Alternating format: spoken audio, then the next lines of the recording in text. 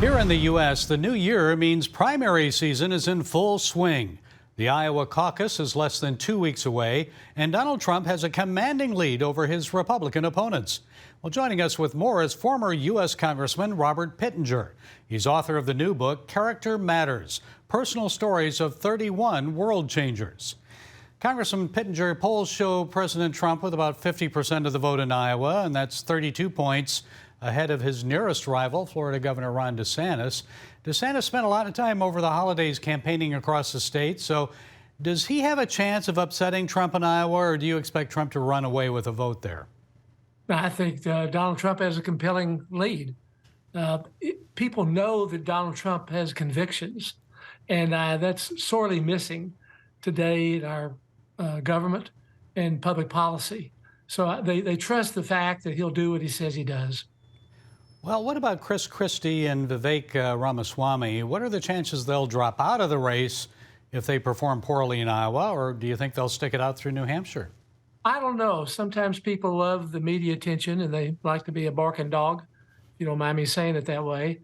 I think it's just it's a lost interest on their part to continue to pursue it. There's really no valid hope except for being out there and having the platform to extol your thoughts and your policies. Yes, you have to win to attract money to pay for those ads and to run a campaign. In a recent GOP debate, candidate Vivek Ramaswamy alleged that Nikki Haley is corrupt. And then leading the Republican presidential candidate, the leading one, Donald Trump, has been impeached twice. He's facing 91 felony counts, 4 criminal trials this year. You've written this book, Character Matters. So does it matter with voters? Because it seems the more that Trump's opponents throw against him, the more popular he becomes. Well, I think it's because the voters sense it's been politicized. Unfortunately, inside our criminal justice system, there's a lot of great people, but there's also some folks in there who have exploited the system for political purposes, and I think that's been very evident today. So there's a reaction from many Republicans is that it's become a political weapon by the Democrat Party.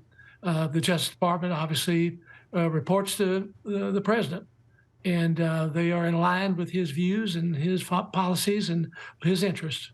Of course, there are corruption allegations leveled against President Biden.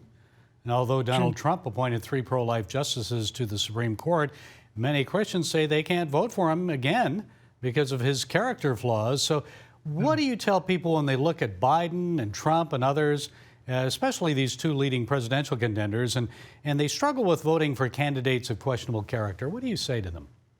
Well, our country needs prayer.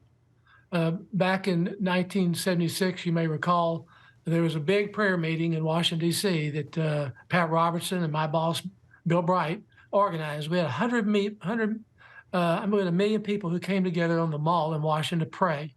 So we cannot put aside the reality of the power of prayer.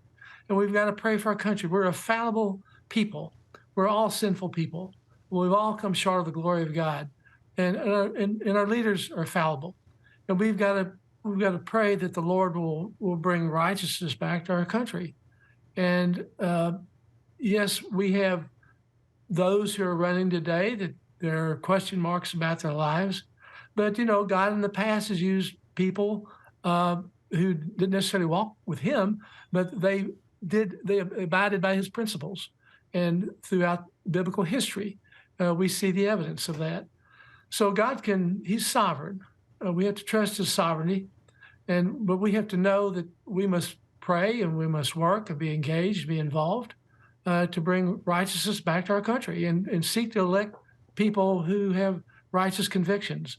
And that's why, frankly, we wrote the book. I wrote it originally for my grandchildren, but in reality, it's become something that I hope will help build the leadership commitments and the qualities of those who are seeking to be involved in public life, young people who want to be engaged, that they might find in this book and these stories the commitments and the convictions of what they can do as individuals.